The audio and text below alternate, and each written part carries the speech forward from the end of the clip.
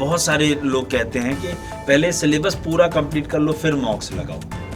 तो क्या आपको लगता है कि सिलेबस पूरा करके ही मॉक्स लगाने चाहिए, कब से लगाने लग जाने चाहिए? मेरा सर ऐसा मानना नहीं है। हाँ। अगर सपोज करिए आप चारों सब्जेक्ट लेके चल रहे हैं तो जीएस को तो एक बार को हटा दीजिए कि, लेकिन बट क्या है कि सपोज करिए मैथ्स का आपका अगर हो गया, एक चैप्टर खत्म हो गया, तो उस पर्टिकुलर चैप्टर के एटलीस्ट क्विजेस तो आप करने शुरू कर दीजिए। प्रीवियस ईयर पेपर का क्या रोल होता है? जैसे हम लोग तो खैर पूरे टाइम चिल्लाते हैं, लेकिन अब वो बच्चे वही है ना कि हम चूंकि रोज बता रहे हैं तो बच्चों को लगता है क्या बता रहे हैं, लेकिन चूंकि अब आप सिलेक्ट हो, अब बच्चा समझेगा ना कि पीवाईक्यूज के क्या इम्पैक्ट होते हैं, कितना बेनिफिट करते हैं। तो पीवाईक्यूज का रोल बताओ कि कितना होता है पेपर। मैं मतलब जो भी एस्पिरेंट्स हैं उनको यही कहना चाहूँगा कि बिना पीवाईक्यू को कवर किए आपका चाहे कितना भी अच्छा बेस हो, आपने कितनी भी मेहनत करी हो, कुछ भी, लेकिन एसएससी तो क्लियर नहीं होगा। कि जब आप तैयारी कर रहे थे तो मतलब कहते हैं ना सबकी लाइफ में कुछ ना कुछ प्रॉब्लम्स आती हैं, तो आपको क्या कोई प्रॉब्लम आई, कोई प्रॉब्लम फेस करनी पड़ी,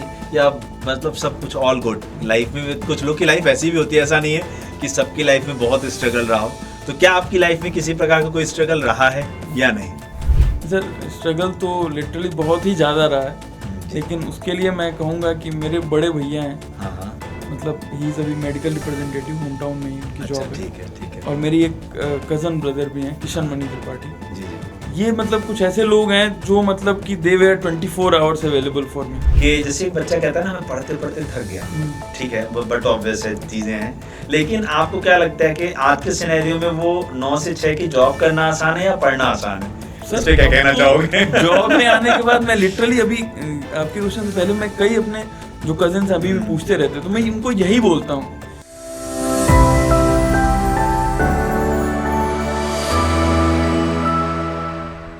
नमस्कार साथियों, मैं विनय तिवारी आज आप सभी के समक्ष एक बहुत ही बेहतरीन शख्सियत से आपकी मुलाकात कराने के लिए आ गया हूँ। एसएससी सीजीएल 2022 में सिलेक्टेड एक स्टूडेंट हमारे साथ आज हैं जिनका नाम प्रतीक मिश्रा है। मैं इनसे जानना चाहूँगा इनकी सारी डिटेल्स, लेकिन एक बात मैं आप लोगों को बताऊं, ऐसा ही नहीं कि खाली इन्होंने एसएससी सीजीएल का एग्ज़ाम क्वालिफाई किया और जो है वो जॉब कर रहे हैं। उससे पहले इन्होंने सीएचएसएल का भी एग्ज़ाम क्वालिफाई किया है, उसमें भी जॉब की है। देन उसके बाद और बाकी इनकी लाइफ में क्या क्या चैलेंजेस रहे हैं, इन्होंने क्या क्या मुश्किलात का सामना किया है, फैमिली का कितना सपोर्ट रहा है, और जो ख़ानदान वाले होते हैं जो सबसे ज़्यादा ताने देते हैं उनका भी क्या सपोर्ट रहा है, वो सारी चीज़ें हम लोग आज जानेंगे। और सबसे बड़ी चीज़ जो हमारे लिए सबसे ज़रूरी होती है सीखने के लिए, कि हमारी ऐसी क्या स्ट्रेटजी होनी चाहिए, हम ऐसा क्या करें जिससे हमारा एग्ज़ाम निकल जाए। क्योंकि अब जितने भी आगे आने वाले बच्चे हैं जो कंपटीशन में आएंगे, उनको ये चीज़ सीखनी चाहिए कि हम कौन सा स्मार्ट वर्क करें या किस तरीके से स्मार्ट स्टडी करें कि कम पढ़ के भी हम जो है अपना सिलेक्शन ले लें। क्योंकि होता है ना, हमें गधे की तरह मजदूरी नहीं करनी, हमें गधे वाला काम नहीं करना है कि हम पढ़े जा रहे हैं, लेकिन हम जब पेपर देने बैठ रहे हैं तो हम बिल्कुल खाली हैं। हमें स्मार्ट स्टडी करनी है। अगर हमें ऐसा लग रहा है कि 10 टॉपिक पढ़ने से 25 में से 20 क्वेश्चन सॉल्व हो सकते हैं, तो पहले मैं उन 10 टॉपिक को ऐसा बना लूँगा कि भाई साहब वो मेरे 20 क्वेश्चन जरूर होने चाहिए पेपर में, उससे पेपर में क्वेश्चन आए तो वो ज़रूर सॉल्व होना चाहिए। तो कुछ बेहतरीन लाइनों के साथ हम आज की शुरुआत करना चाहेंगे, आज के सेशन की शुरुआत करना चाहेंगे। आज रास्ता बना लिया तो कल मंजिल भी मिल जाएगी। आज रास्ता बना लिया तो कल मंजिल भी मिल जाएगी। हौसलों से भरी यह कोशिश एक दिन ज़रूर रंग लाएगी। इसका अर्थ क्या हुआ? देखो सिंपल सी बात है, कहते हैं ना, हम किसी पत्थर पे चोट करते रहें, एक दिन वो पत्थर टूट जाता है। तो सेम इसी तरीके से आप तैयारी ऐसी करते रहो, एग्जाम्स देते रहो, एग्जाम्स पे चोट करते रहो। एक दिन ऐसा आएगा जिस दिन आपके एग्जाम्स लाइन से निकलेंगे और आप उसमें सेलेक्ट करोगे कि मुझे कौन सी जॉब करनी है और कौन सी जॉब नहीं करनी है। तो चलिए हम चलते हैं प्रतीक मिश्रा जी के पास और इनसे जानेंगे कि क्या है इनकी लाइफ का सच जो इन्हें कंपटीशन में आने के लिए मजबूर किया, और आज जब वो सीजीएल में जॉब ले चुके हैं तो क्या क्या परिवर्तन इन्होंने अपनी लाइफ में और अपने पेरेंट्स की लाइफ में फील किए हैं।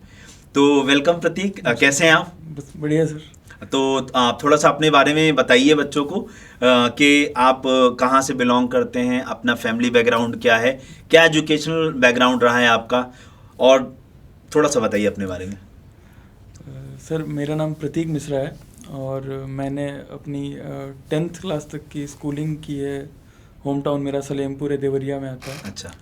फिर उसके बाद से हमने 11th-12th गोरखपुर से किया हुआ है, और फिर हमने ग्रेजुएशन में बीटेक की है गाज़ियाबाद से। और फिर उसके बाद सर मैं प्रिपरेशन में आया, तो सबसे पहले मेरा टारगेट होता था डिफेंस में जाने का। जी जी। तो उसमें मैंने काफ़ी एग्ज़ाम्स क्लियर किए, जैसे NDA, CDS, AF कैट, और मैंने काफ़ी SSBs दिए, but unfortunately can not make through in the final selection in that. उसके बाद फिर मैं ये वनडे एग्ज़ाम्स के प्रिपरेशन स्टार्ट किया, तो उसमें मैंने 18 का भी CGL दिया था, बट नहीं हो पाया। फिर 19 CGL से मेरा पहला सिलेक्शन हुआ था। मैं इनकम टैक्स TA, मेरे भोपाल जोन में जॉब हुई थी। ठीक है। Yes sir. ओके।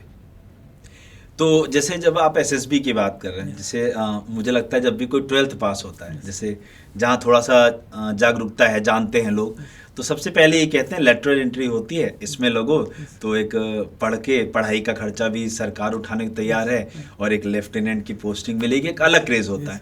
तो SSB के बारे में आपको किसने बताया कि ये SSB भी कुछ होती है जो 12th के बाद अच्छे नंबर पे मौका मिल सकता है? और दूसरी चीज़, इसमें स्क्रीनिंग कितनी SSB आपने दी, और कितने में स्क्रीनिंग हुए, और कितने में कॉन्फ्रेंस आउट हुए, ये जरूर। सर मैंने लगभग 14 SSB दी हैं। ओके। Including all entries. हाँ। जिसमें सर NDA की थी। हाँ। फिर 12th लेवल पे तो मैं बस उसी में जा पाया था। अच्छा अच्छा। क्योंकि उस समय सर मुझे पता ही नहीं था TES एंट्री के बारे में भी। हाँ, अच्छा अच्छा अच्छा, वही मैंने कहा ना, जागरूकता वाला। हाँ। तो NDA एंट्री से फिर मैं गया हुआ था बैंगलोर, तो उसमें अभी एज भी नहीं थी, और मतलब उतना ज़्यादा हम लोगों को पता भी नहीं था एग्जाम के, क्योंकि सोशल मीडिया का भी सर जमाना नहीं था उतना। हाँ, सही बात। ना इतना यूट्यूब पे सब क्लासेस होते थे।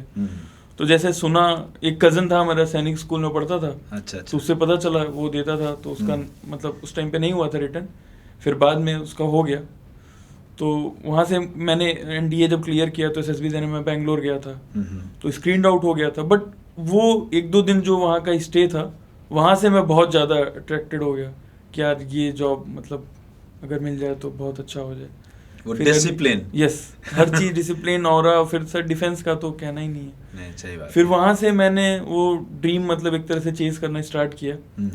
ग्रेजुएशन में भी आने का मेरा ये था कि यार यहाँ से एंट्रीज और बनेंगी, क्योंकि उसके बाद से मैं पढ़ना शुरू कर दिया था। हाँ। कि AF कैट भी मैं दे लूँगा। फिर उसके बाद TGC होता है, टेक्निकल ग्रेजुएट कोर्स। फिर सर SSC टेक में भी होता है, जो प्री फाइनल ईयर में नेवी आती है। अच्छा अच्छा। तो वो भी पूल कैंपस में बुलाते हैं। तो ग्रेजुएशन में आपने क्या करा है, क्योंकि टेक में जाना, सिविल इंजीनियरिंग। तो सिविल इंजीनियरिंग के बाद, जैसे ऐसा नहीं है, सिविल इंजीनियरिंग तो मतलब मुझे लगता है पूरा भारत कंस्ट्रक्शन में चल रहा है इस वक्त, क्योंकि डेवलपिंग फेज में है हम लोग, हर तरफ डेवलपमेंट चल रहा है। तो आपको ऐसा नहीं लगा कि मुझे सिविल इंजीनियरिंग के किसी उसमें जाना चाहिए, गवर्नमेंट जॉब ही क्यों? क्योंकि सिविल इंजीनियरिंग वगैरह मैसेज है, सपोज मान लो किसी कॉन्ट्रैक्टर के साथ या कहीं किसी बिल्डिंग कंस्ट्रक्शन में अगर लग जाए, तो वहाँ एक अलग पैसा, अलग पे स्केल, वो नहीं आया दिमाग में? क्यों आया कि नहीं गवर्नमेंट जॉब करेंगे? सर सबका अलग अलग होता है ये चीज़ें, आई थिंक। हाँ। और मेरे सच में साथ के लोग करने भी लगे थे, इनफैक्ट बहुत अच्छा भी करने सही बात लगे कई लोग अच्छी कंपनीज में। तो बट मेरा ये था कि नहीं करना है ये गवर्नमेंट जॉब, उसमें भी डिफेंस की। तो मैं आफ्टर ग्रेजुएशन भी उसी की तैयारी करता रहा, but unfortunately could not make through. फिर उसके बाद से मैं वनडे एग्जाम्स की प्रिपरेशन स्टार्ट की। अच्छा, अब मतलब थोड़ा सा फैमिली बैकग्राउंड के बारे में बताइए कि घर में कौन कौन है, क्या कर रहे हैं, और जैसे आपका चलो ड्रीम था कि गवर्नमेंट जॉब्स में जाना है, ठीक है, बट जैसे कहते हैं ना, ये ड्रीम हम ऐसे नहीं देखते। कुछ या तो हमें परिस्थितियां ये कहती हैं कि नहीं तुम्हें समय से पहले जिम्मेदार बनना पड़ेगा, समझदार बनना पड़ेगा, ऐसा कुछ हुआ, या एक सच में पैशन था मेरा कि नहीं मैं पैशन को फॉलो कर रहा था अपने? सर एक वो भी टच था, क्योंकि मेरे पापा भी पुलिस डिपार्टमेंट सब इंस्पेक्टर से रिटायर हुए हैं। हाँ। मेरे चाचा के 2 लड़के, वो लोग भी यूपी पुलिस सब इंस्पेक्टर ही हैं। तो ये एक था मेरे मन में कि मतलब गवर्नमेंट के तरफ वो एक नेचुरल, हाँ, गवर्नमेंट जॉब वाली फैमिली है तो उसी में।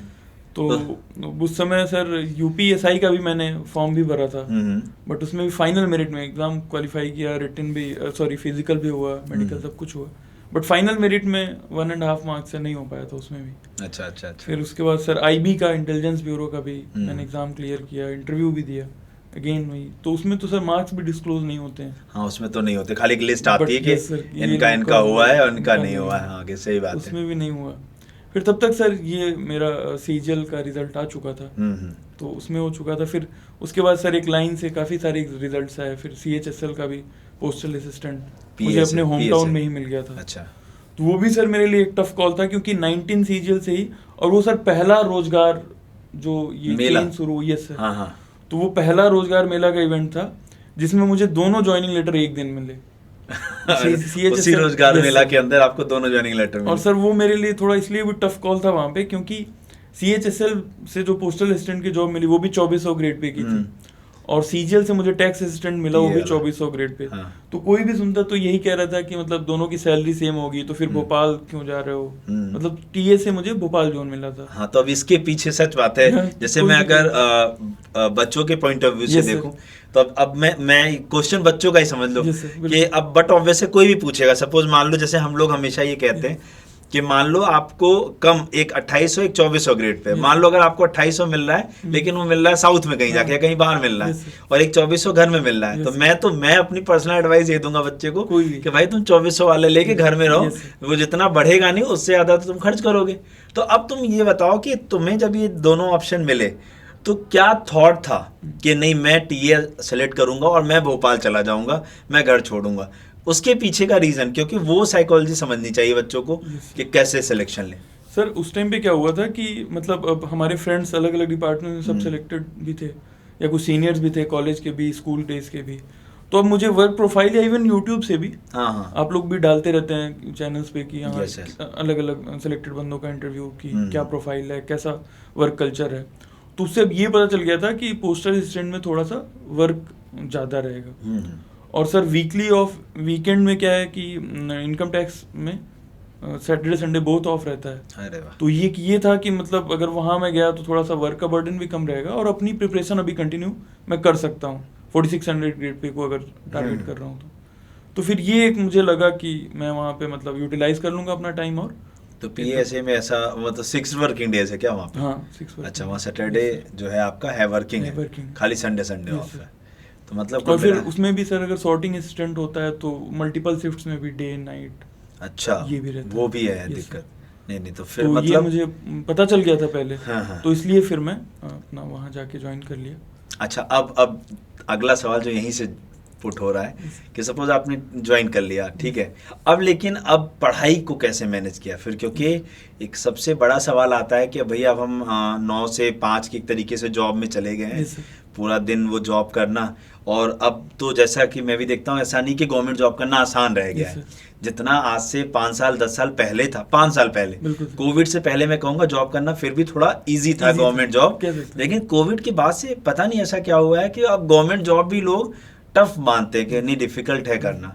तो उस टफ सिनेरियो को कैसे बैलेंस किया, क्या किया, प्लान किया कि कैसे स्टडी करूंगा मैं, वो थोड़ा सा बताइए। तो सर उसमें क्या था कि अब जो कि आपने जॉब ज्वाइन कर लिया है, हाँ। तो अब आपको जॉब करना है, उससे कोई कॉम्प्रोमाइज का सीन होता नहीं, चाहे कहीं पर भी कोई भी कुछ कहे, और वो सर एथिकली भी नहीं सही है, आपको गवर्नमेंट पे कर रही है तो ऐसा होता था। लेकिन सर कि जैसे सपोज करिए कि अगर आपको ये पता चल जाता है कि ये मेरा आज के दिन का काम है, तो आपने खुद डिसाइड कर लेना है कि ये मैं अर्ली हाफ में कर लूँ या लेटर हाफ में कर लूँ, बिकॉज ऑफिस में तो रहना है, आप 9 to 6 आपको रहना ऑफिस में, आप जाएंगे तो रहेंगे। तो ऐसा हुआ कि सर मैंने भी फ़ोन में ही जैसे PDFs को इंस्टॉल कर लिया, या फिर आप लोग जो क्विजेस डालते रहते हैं छोटे छोटे, या और भी कैप्सूल्स आते रहते हैं, तो ये बहुत पोर्टेबल भी है, आप फ़ोन लेके जा ही रहे हैं, फ़ोन में है अपना। सही बात है। और वो मैंने डिसाइड कर लिया कि अगर सपोज करिए कि आज अगर GS का ये पर्टिकुलर चैप्टर का हमें कैप्सूल अगर रिवाइज कर लेना है, तो उसको फिर मैंने अपने नोट में रख लिया, और गया वहाँ, जैसे ही टाइम मिला जो भी काम है मेरा उसको कर लिया, फिर उसके बाद जैसे ही टाइम मिलता है लंच में भी अपना थोड़ी देर मतलब नहीं गप्पेबाजी करी, बैठ गया थोड़ी देर पढ़ लिया, तो मतलब काफी हेल्पफुल रहा। मतलब जॉब करते हुए भी इजी होता है बैलेंस करना, बट हमारे गोल क्लियर हो तब।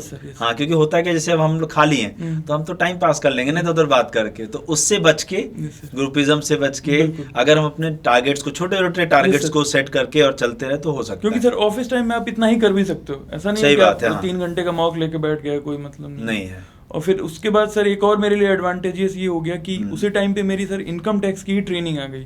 ठीक है। वो ट्रेनिंग मेरी आई, मैं कोरबा में पोस्टिंग थी, और ट्रेनिंग आई मेरी भिलाई में, जो मिनिस्ट्रियल स्टाफ की ट्रेनिंग एकेडमी थी। ठीक है।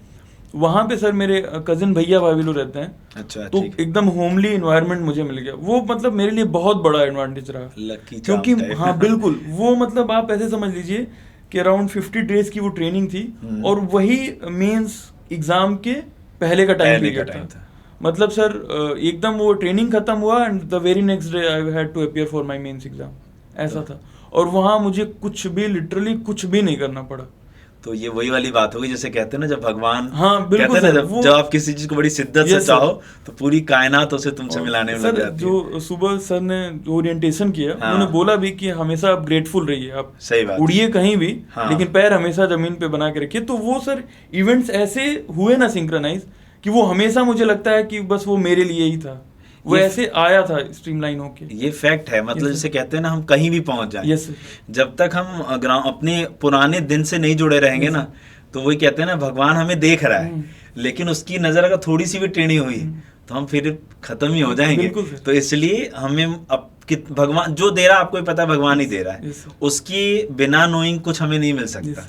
तो ये बात तो फैक्ट है कि हमें अपने पुराने दिनों को, अपने स्ट्रगल टाइम को भूलना नहीं चाहिए कि मैं किस तरीके से यहाँ पहुंचा हूँ। अब उसके आगे का रास्ता आप कितने बड़े बन जाओ, लेकिन आप जब अपने फैमिली या उनके पास पहुंचोगे तो आज भी आप उनके लिए उतने ही छोटे हो जितने उस दिन। बिल्कुल सर।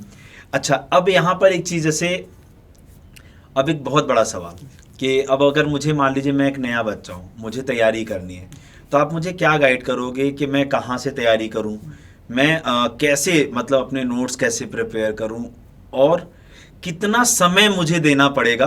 क्योंकि सबसे बड़ा सवाल डेली आता है बच्चों का, सर टाइम टेबल कितने घंटे का बना लें, कैसे बना लें? तो वो थोड़ा सा गाइड करिए कि कैसे पढ़ें, कहाँ से थोड़ा सा पढ़ें वो बताइए, और नोट्स कैसे बनाएं। ये 3 क्वेश्चन है मेरे। सर जैसे क्या हुआ कि एक तो मैं इसमें ये कहना चाहूँगा टाइम के बारे में कि हर बच्चे की अलग अलग कैपेसिटी होती है। बिल्कुल बिल्कुल। कोई बच्चा उसी चीज़ को with in a day grasp कर लेगा, कोई होगा जिसको 2-3 दिन टाइम लगेगा। बिल्कुल बिल्कुल। तो ये थोड़ा वेरी कर सकता है अलग अलग कैंडिडेट्स के लिए। बट मेरे हिसाब से सर जो वनडे एग्जाम्स हैं, एसएससी सीजीएल इंक्लूडिंग, ये भी अगर किसी भी बच्चे का अगर बेसिक अच्छा है तो 6 मंथ्स अच्छा टाइम है। अगर उसने पहले से इंक्लूडिंग सिलेबस प्लस पीवाईक्यूज या खाली सिलेबस? नहीं, सिलेबस कवर कर लीजिए। अच्छा। और उसके बाद से अपना मान लीजिए कि 1-2 महीने अच्छा एकदम रिग्रेस मॉक टेस्ट दीजिए। नहीं, जैसे एक तो सवाल ये आता है कि सिलेबस तो सर कभी खत्म ही नहीं। हाँ, ये भी बात है सर। अगर उसमें जीएस को इंक्लूड कर लिया तब तो बिल्कुल एंडलेस है।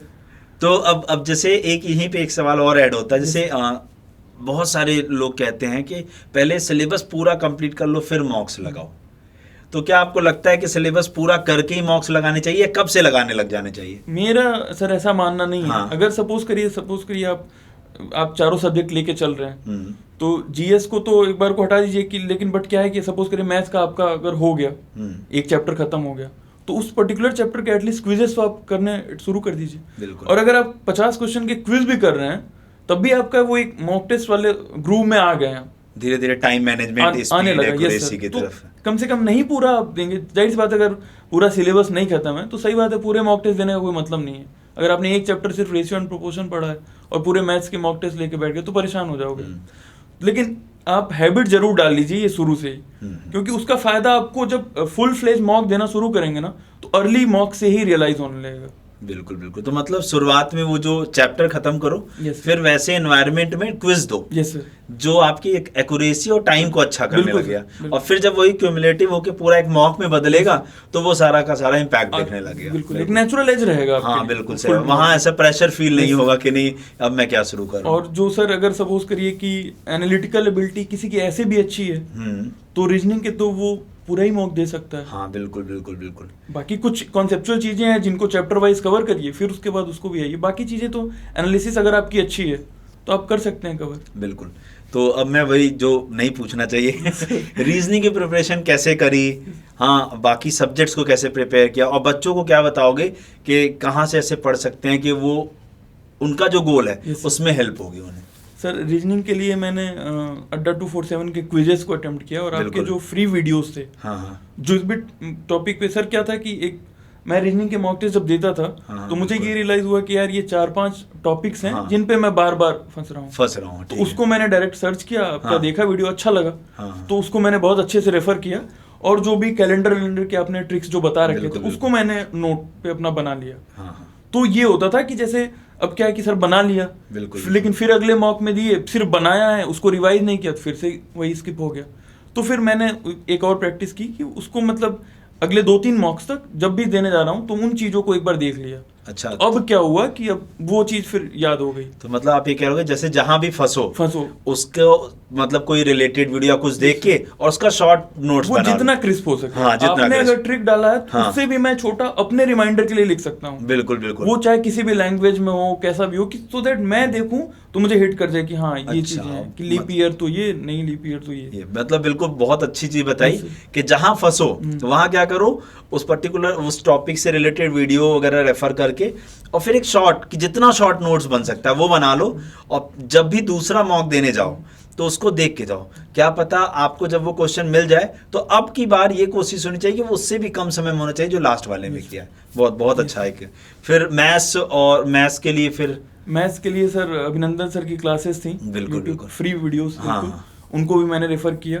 और फिर सर 22 सीजीएल से क्या हुआ कि सर पैटर्न चेंज हो गया। तो हाँ, एक ये भी हो गया कि सर लेंथी क्वेश्चंस के स्कोप बचे नहीं थे अब। हाँ, मतलब छोटे क्वेश्चन क्योंकि टाइम ही इतना कम है। हाँ, तो उस सर की क्लासेस का मुझे काफी हेल्प मिला। बिल्कुल। और बाकी सर जीएस के लिए जो कैप्सूल्स आप लोगों ने डाला है वो बहुत अच्छा है। मैं सबको एडवाइस करूंगा कि काफी क्यूरेटेड एंड कंसोलिडेटेड कैप्सूल्स हैं ये, इनको आप जरूर रिफर करिए, स्पेशली जब एग्जाम्स के लास्ट आवर्स 1 और 2 मंथ्स बचे हैं, क्योंकि आप उस टाइम पे पूरा बुक रेफर नहीं कर सकते चाहे कहीं पर भी, तो उसको जरूर रेफर करिए, बहुत ज़्यादा हेल्पफुल रहता है वो एग्जाम टाइम में। डन। अब तीसरा एक बहुत बड़ा सवाल कि प्रीवियस ईयर पेपर का क्या रोल होता है। जैसे हम लोग तो खैर पूरे टाइम चिल्लाते हैं, लेकिन अब वो बच्चे वही है ना कि हम चूंकि रोज बता रहे हैं तो बच्चों को लगता है क्या बता रहे हैं, लेकिन चूंकि अब आप सेलेक्ट हो, अब बच्चा समझेगा ना कि पीवाईक्यूज के क्या इम्पैक्ट होते हैं, कितना बेनिफिट करते हैं। तो पीवाईक्यूज का रोल बताओ कि कितना होता है पेपर। मैं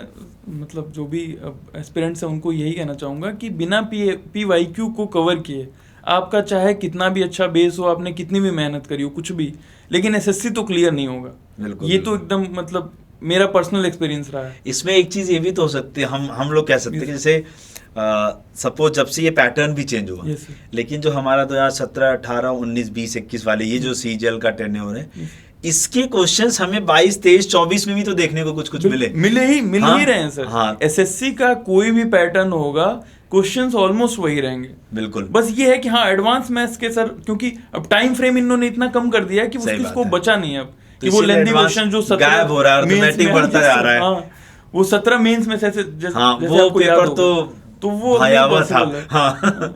पता चले आपको कोई गाइड मिसगाइड भी कर दे कि हाँ वही लेके आप बैठ गए, नहीं तो वो कर भी नहीं सकते। एसएससी तो नहीं निकलेगा आपका, भले कुछ और एग्जाम निकल जाए। ठीक है। तो अब जैसे अब यहाँ पर एक और बात आती है कि जब आप तैयारी कर रहे थे तो मतलब कहते हैं ना सबकी लाइफ में कुछ ना कुछ प्रॉब्लम्स आती हैं, तो आपको क्या कोई प्रॉब्लम आई, कोई प्रॉब्लम फेस करनी पड़ी, या मतलब सब कुछ ऑल गुड लाइफ में? कुछ लोग की लाइफ ऐसी भी होती है, ऐसा नहीं है कि सबकी लाइफ में बहुत स्ट्रगल रहा हो। तो क्या आपकी लाइफ में किसी प्रकार का कोई स्ट्रगल रहा है या नहीं? सर स्ट्रगल तो लिटरली बहुत ही ज़्यादा रहा है, लेकिन उसके लिए मैं कहूँगा कि मेरे बड़े भैया हैं। हाँ, मतलब ही इज अभी मेडिकल रिप्रेजेंटेटिव, होम टाउन में ही उनकी जॉब है। ठीक है। और मेरी एक कजन ब्रदर भी हैं, किशन मणि त्रिपाठी जी। ये मतलब कुछ ऐसे लोग हैं जो मतलब कि they were 24 hours available for me. Sir जो भी प्रिपरेशन करता है, बच्चे एग्जाम दे रहे हैं तो बहुत तरह के फेस आते हैं। सही बात है। मतलब आप एग्जाम दिए जा रहे हो, कभी टाइपिंग में नहीं हुआ, कभी फाइनल मेरिट में नहीं हुआ, तो बट यहाँ सुनने के लिए सिर्फ लोग क्या बैठे हैं कि हुआ फाइनल पीडीएफ में नाम आई कि नहीं आई, वही इम्पैक्ट करता है। उसके पीछे क्या, उसके अलावा और किसी को कोई मतलब नहीं है कि आप कैसे मैनेज कर रहे हो, कि हाँ होम टाउन में हो, एग्जाम आपका दिल्ली में हो, होम टाउन में हो, लखनऊ जाना है, दिल्ली जाना है, इलाहाबाद जाना है, उससे किसी और को कोई फर्क नहीं पड़ता। सही बात। ये आपका बिजनेस है। और इन सब चीज में जो मतलब आपको 24 आवर्स अवेलेबल मिले, तो उन लोगों का बहुत ज़्यादा मतलब मैं बता नहीं सकता कि कैसा रहा है, but they were always available. और मतलब मैं ये कहूँगा कि ऐसा भाई सबको मिले जी, जो बहुत ज़्यादा हेल्पफुल, मतलब हर तरीके से समझते थे। बट फिर भी अगर आप थोड़ा बता पाओ कि मतलब जैसे जब स्कूलिंग के बाद ऐसे मतलब क्या चैलेंजेस आपने फेस किए कंपटीशन में आने के लिए, क्योंकि बहुत सारी, जैसे अभी आप बोल रहे थे कि मान लो मैं होम टाउन से मुझे मान लो दिल्ली जाना है, तो कई बार तो ऐसा भी हो जाता है कि दिल्ली जाना मैनेज कैसे हो। हाँ, ऐसी प्रॉब्लम्स आती है कि हम दिल्ली पहुंचेंगे कैसे। आता ही आता। हाँ, तो मतलब अगर आप बता पाओ तो वो कुछ चैलेंजेस अगर बताना चाहो, क्योंकि मुझे पता है कि जैसे वही जो अभी आपने कहा ना कि पीडीएफ में नाम आ गया तो फिर सारे लोग मिलना चाहते हैं, लेकिन उस पीडीएफ के नाम आने से पहले आप कहाँ गायब थे, कहाँ गुमनाम थे, वो कोई नहीं जानना चाहता। नहीं। तो वो अगर थोड़ा सा, क्योंकि तब तो बच्चों को समझ में आएगा ना कि एक्चुअली में हमें पढ़ाई करना चाहिए या नहीं चाहिए। बिल्कुल सर, ये परेशानियां तो सबके साथ आती हैं, और सच में ऐसा बहुत बार हुआ कि यार क्योंकि उस समय सर कोविड के बाद ऐसा हो गया कि सारे, मैं रहता था दिल्ली में, तो हमने सारे सेंटर्स डाले थे दिल्ली में ही, बट अब कोविड में मेरा बहुत ज़्यादा हेल्थ इशू भी हो गया, तो मैं शिफ्ट होना पड़ा मुझे होम टाउन। अब क्या हुआ कि बट हमने सेंटर डाले हैं सारे दिल्ली, तो अब चाहे वो CGL हो, CHSL हो, ये सारे एग्जाम्स कुछ भी होता था उनका, चाहे मान लीजिए मेंस पढ़ा, टाइपिंग पढ़ा, तो हर 10-15 दिन में कुछ ना कुछ, या डॉक्यूमेंट वेरिफिकेशन भी आया, कुछ ना कुछ के लिए दिल्ली तो आना है दिल्ली। उस समय क्या था कि सर फिर इसका भी CGL का भी 19 वाला भी ऐसा ही हुआ था कि सर टाइपिंग अलग थी, फिर उसके कुछ दिनों बाद से उसका टायर 3 का होना था, तो हाँ सब्जेक्टिव जो, तो ये सब भी था, तो काफ़ी मतलब उस समय दिक्कत होती थी मैनेज करने में भी ये सब, लेकिन था ये लोग जैसे भी अब किए हों, ये इन लोग को पता है, बट अब उस एज में इतना रियलाइज होने लगा था कि मतलब बहुत दिक्कत हो रही है, अब कुछ ना कुछ करना ही चाहिए। तो बीच में मैंने फ्रीलांसिंग भी की थी पढ़ाने का, तो काफ़ी लोगों ने मतलब ये समझ लीजिए कि मेरे तक बात नहीं आई, बट पता चल जाता था कि यार दिक्कत हो रही है, अब चीज़ें अब कुछ हो जाना चाहिए। एक ऐसे लड़कों को होता भी है कि मुझे लगता है कि समय से पहले वो मैच्योर हो जाते हैं, समय से पहले रिस्पांसिबिलिटी ले लेते हैं, और ऐसे लोग रहें तो आपको भी मतलब मैच्योरिटी, इतने ज़्यादा मैच्योर लोग अगर हैं फैमिली में तो खुद भी रियलाइज़ होता है। और फिर सर जब नहीं होता है तो एक टाइम तक हर कोई वेट करता है, सही बात, कि अब चाहे पेरेंट्स भी हो, बहुत क्लोज रिलेटिव भी हो, कि यार मतलब हाँ 20 बार अच्छा नंबर है तो हो जाना चाहिए, फिर रिजल्ट आया तो पता चले कि टाइपिंग में नहीं हुआ, तो कभी ऐसा हुआ तो बहुत पेनफुल हो जाता है वो बियर करना। सही बात है। अपने आप एक बार को अपने आप को तो कंसोल भी कर सकते हो, लेकिन पेरेंट्स के फिर आप फेसेस देखते हो, क्योंकि उनकी अब एक हो चुकी है माइंडसेट कि अब ये रिजल्ट आएगा तो हो जाना चाहिए, तो अब हम इससे निश्चिंत हो जाएंगे, मतलब बस यही आखिरी है, यही आखिरी है। हाँ। और फिर पता चले उस दिन आया रिजल्ट तो क्या 1 नंबर से नहीं हुआ फाइनल मेरिट में, तो बहुत ज़्यादा वो पेनफुल होता है। फिर अब सब चीज़ें फिर लगता है कि यार फिर सब कुछ शुरू से होगा, फिर से फॉर्म भरा जाएगा, तो वो मतलब साइकिल फिर से चलेगी, फिर घूमेगा पूरा पहिया, तो बहुत हेक्टिक। फिर ये रहता है कि अब 1-1.5 साल और होना, जो होगा तो होगा। तो मतलब वो मुझे तो लगता है कि जैसे एक बार कोई जो हम लोग अपने आप को तो समझा सकते हैं, लेकिन जब पेरेंट्स के फेस देखते हैं वो फिर बहुत ज्यादा।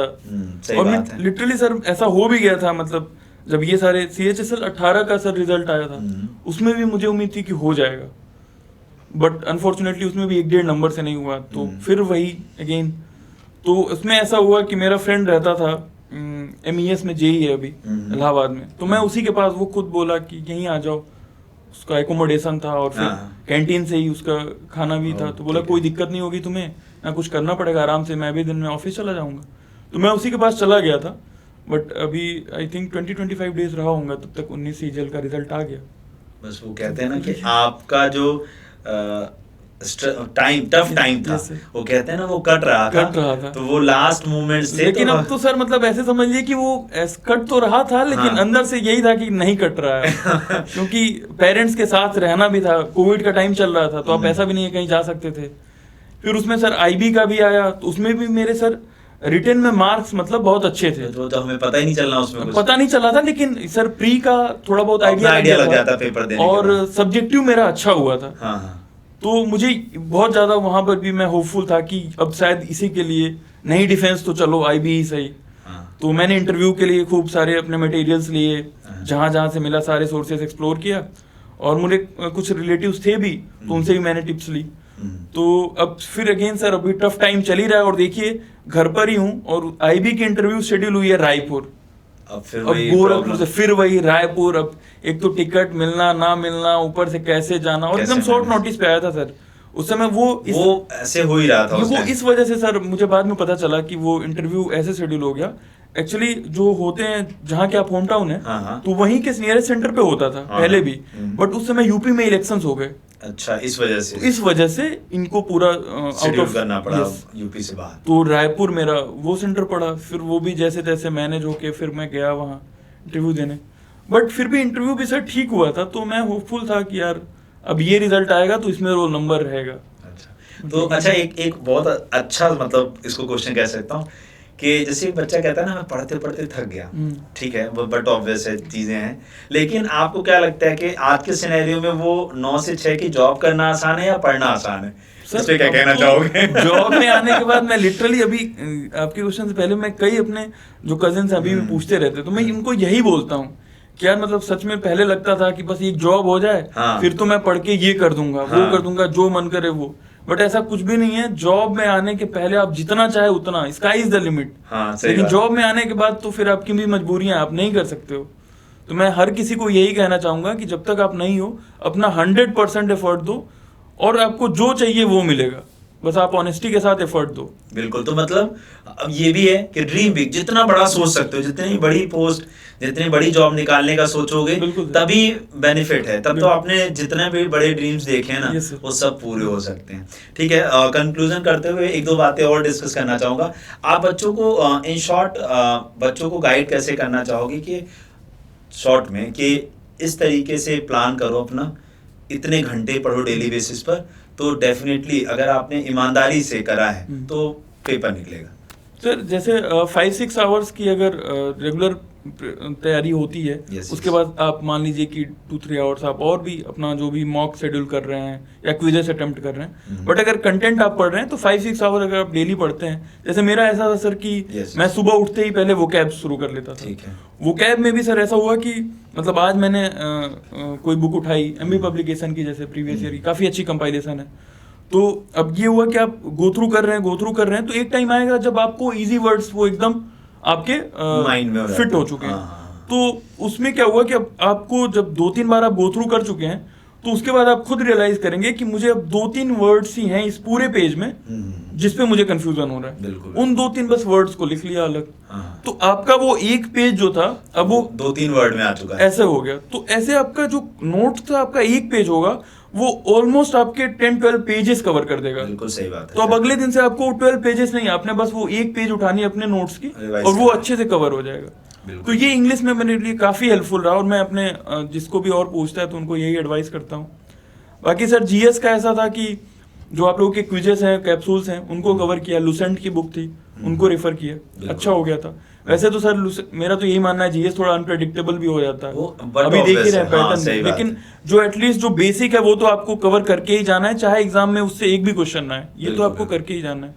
रीजनिंग का सर मैंने बताया, आपके कंटेंट्स जो भी लोग हैं और भी तैयारी कर रहे हैं, बहुत अच्छा सर का अभी पेड बैचेस भी हैं और फ्री वीडियोस भी है, जो आपको अच्छा लगे आप रेफर कर सकते हैं। और मैथ्स का भी अभिनंदन सर का है कोर्स, और क्विजेस अटेम्प्ट करिए, बहुत ज़्यादा बेनिफिशियल रहेगा। प्रीवियस ईयर जरूर, अब क्या है कि प्रीवियस ईयर मेरे हिसाब से अगर एसएससी को जो टारगेट कर रहा है तो लेटेस्ट पैटर्न के ही प्रीवियस ईयर को रिफर करे तो ज़्यादा बेनिफिशियल है, रेदर देन कि वो कन्वेंशनल जो तो 2022 के बाद, 22 से लेके एसएससी के सारे एग्जाम्स, चाहे आप सीजीएल की तैयारी कर रहे हो फिर भी सीएचएसएल का भी दो, एमटीएस का भी प्रीवियस ईयर जो 22 के बाद हुआ है, सीपीओ का भी दो, ये सब कुछ फायदा मिलेगा आपको। बिल्कुल बिल्कुल। तो देखो फैक्ट है, मतलब प्रीवियस ईयर पेपर बहुत ज़्यादा रोल प्ले करते हैं। दूसरी चीज़ मैं यहीं पे एक बात और ऐड कर दूं कि अगर लग रहा है हमें कि कुछ चेंजेस होंगे एसएससी के अंदर, तो इन बदलाव का एक जो मैं समझ पाया बहुत अच्छा तरीका, कि आप ना जैसे आपके स्टेट एग्जाम्स होते हैं या जो और एजेंसीज एग्जाम कंडक्ट कराती है, सपोज जैसे टीसीएस करा रही, रेलवे और एसएससी दोनों करा रही है, उसके अलावा बाकी एजेंसीज चाहे स्टेट एग्जाम्स अलग अलग एजेंसीज कराती हैं, सबके पेपर लगा डालो, वही मैथ्स है, वही रीजनिंग है, वही जीएस है, तो उससे क्या होगा ना, वैरायटी ऑफ क्वेश्चंस आपके पास आ जाएंगे, और जब आपके पास वैरायटी ऑफ क्वेश्चंस होंगे तो पेपर उससे बाहर थोड़ी ना बनेगा। तो इसका मतलब अगर हम प्रीवियस ईयर पेपर्स को थोड़ी सी तवज्जो दें और अपना 60-70% सिलेबस पूरा करने के बाद मॉक्स में कन्वर्ट हो जाए कि हम भैया सिलेबस अपना जो 20-30 बचा उसे खत्म करते रहेंगे, लेकिन ये वो सिलेबस होना चाहिए मेरे ख्याल से जो कम रेलेवेंट है, कम इम्पोर्टेंट है। इम्पोर्टेंट जो ज्यादा कवर करने वाला पोर्शन है उसको पहले कवर करके स्ट्रॉन्ग कर लेना चाहिए और उसके बाद मॉक्स में कन्वर्ट हो जाना चाहिए कि मॉक्स डेली लगाने हैं हमें और अपने आप के एनालिसिस को करना है। देखा मैथ्स देखा, उसका एनालिसिस करते हैं कि क्या क्या कितने क्वेश्चंस गलत हो रहे हैं और उसको देख करके फिर हम लोग करें। सो बेस्ट विशेस एक बार दे दो और एक बार लास्टली बस ये कहना चाहूँगा अपनी पूरी प्रोफाइल और उसके बारे में थोड़ा सा 1 मिनट में बता दो बच्चों को।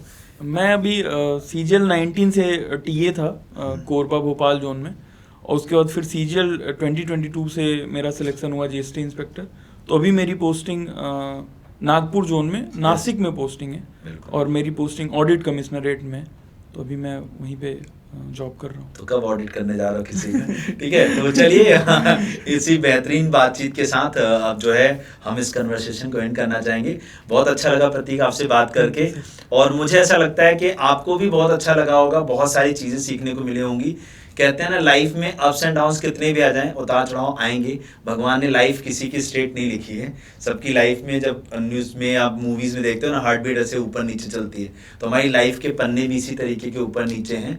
तो आप उसको बड़े अच्छे तरीके से, शालीनता से हैंडल करिए, संभालिए, और खूब गंभीर शांत बने रहिए। और बस एक दिन आपको चिल्लाना है, और वो दिन होगा जिस दिन आपका नाम उस पीडीएफ में आ जाएगा, जिसमें आपकी आंखें आपका अपना नाम ढूंढ रही हैं। ठीक है ना? और सपने अपनी आंखों से नहीं देख रहे हो, आप ये समझ लो आपकी आंखें नहीं, आपके पेरेंट्स की आंखें हैं जिनसे आप सपना देख रहे हो। और इस सपने को जिस दिन जी लोगे, उस दिन आपने असलियत में कुछ कमाया है, असलियत में कुछ पाया है। और लास्टली एक बात और कहना चाहूँगा, आज अगर आप अपने माँ बाप के नाम से जाने जा रहे हो ना, कि जैसे ये इनके आपके फादर का नेम है रमेश मिश्रा। हाँ, रमेश मिश्रा। जैसे अभी क्या होता होगा कि जब जॉब नहीं लगी थी तो ये कहा जाता होगा कि ये रमेश मिश्रा जी का बेटा है। ठीक है, लेकिन अभी पता है क्या होगा, अगर सपोज आपके फादर अभी पहुंच जाए मान लीजिए नासिक, तो पता है क्या कहा जाएगा, ये देखो प्रतीक के पापा हैं। तो वो ये जो परिवर्तन है ना, कि पापा के नाम से जाने जाना, और अब आपके पापा आपके नाम से जाने जा रहे हैं, ये वाला समय देखना है, ये वाला समय लिया है ना, सब कुछ पा लिया है। सच बता रहा हूँ, वो जो एक प्राउड मोमेंट होता है ना, तसल्ली होती है दिल की, सच बता रहा हूँ, आप अंदर से रो दोगे, आपको पता भी नहीं चलेगा। तो thank you so much, bye bye, take care. मिलते हैं आप लोगों से नेक्स्ट किसी वीडियो के अंदर। Thank you.